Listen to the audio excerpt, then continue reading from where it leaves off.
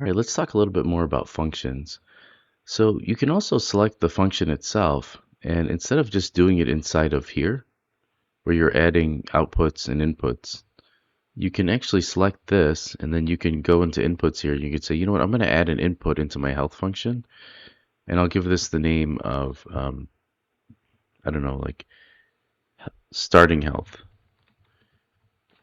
And then we can make a variable. And I think we have one. Here's no health. We'll just make another variable that's an integer called starting health. Then we drag this in, and then we'll get starting health, and we just wire that in. And then we can, we've got to compile and save that, obviously. And then the starting health could be 100. Or we can do like ongoing health, and it's always updating, whatever. So here's starting health, it equals 100. And then we can go inside of here, and you'll see there's a starting health variable here. And then we could say, you know what, or the starting health could be 0, and then we could wire this into here. And so now we're actually adding, I don't know, 10 to 100 or something, or whatever that starting health is. So if I press play here and I press 1, you can see we're at 100. Oh, actually, we're we're actually adding 100 to whatever our current health is. So if our current health is 0, we're adding 100 there when we press 1. We could also add outputs, right? So if I go to my event graph here, I can select this and I can add another output. And in this output, it could be, I don't know, like we can make it of type string. And I'm just kind of riffing here, but we can say, like, trying to think,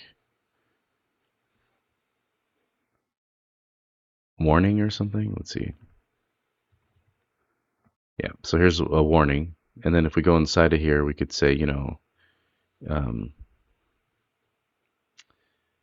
let's do maybe we'll do a branch, and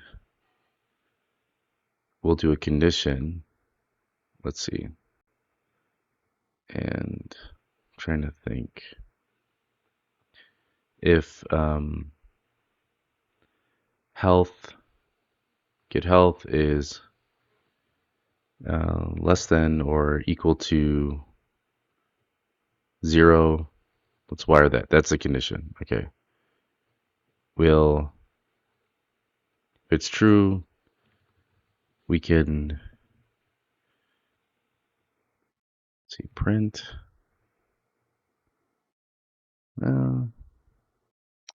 We could probably pass in a warning because our warning is a string. So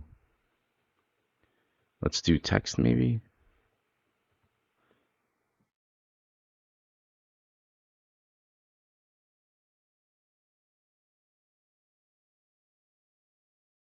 We'll just grab a string. We'll get this string variable, and then this one says if it's true, you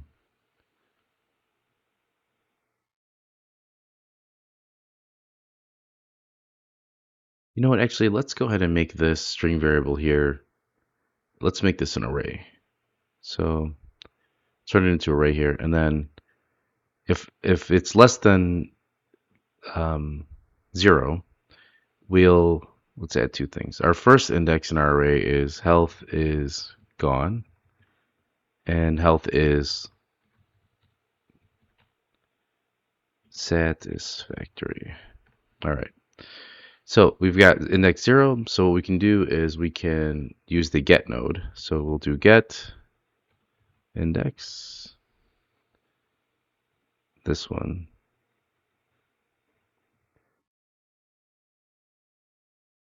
Let's do get a copy. So get a copy. There we go, at index 0. So this string, this one here, it's index 0 is health is gone. So this is one warning. And then we will do another get here.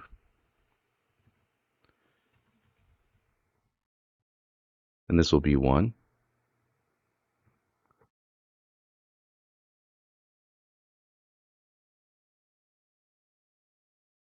All right, and then let's create a variable, and it's just going to be a regular string.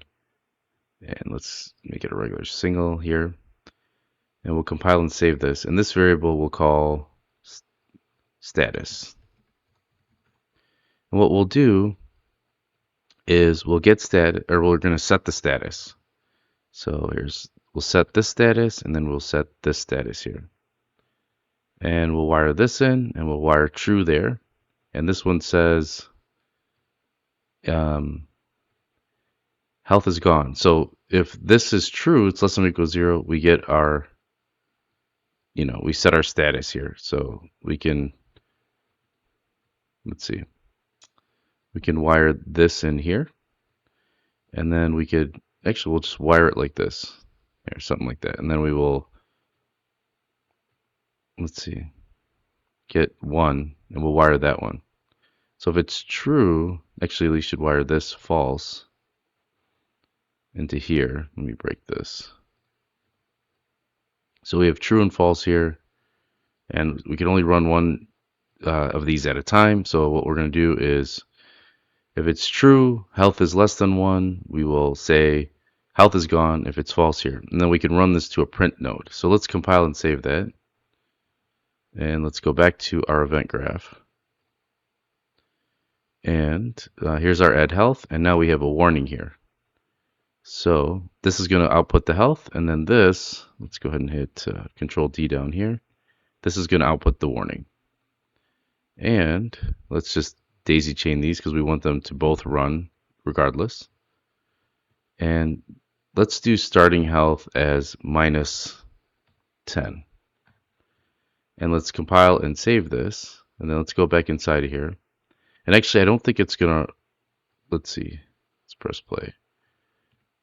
There's -10 and -20, -30. Did not look, let's see what we did wrong in here. Okay. So we have health. If it's less than or equal to 0, which we are, we're at negative, we're going to run into this condition. So our variable is currently set to 0. And we are adding starting health, and we're going to set our health here, and it goes into here. And we've got both of these nodes running. So here's our true and false nodes. And oh, we never wired up our warning. So let's wire our first warning here, and then can we run both? We might have to create another node down here that just says, we'll just do warning 1. We'll just do has health, and then we'll do one more output here, does not have health.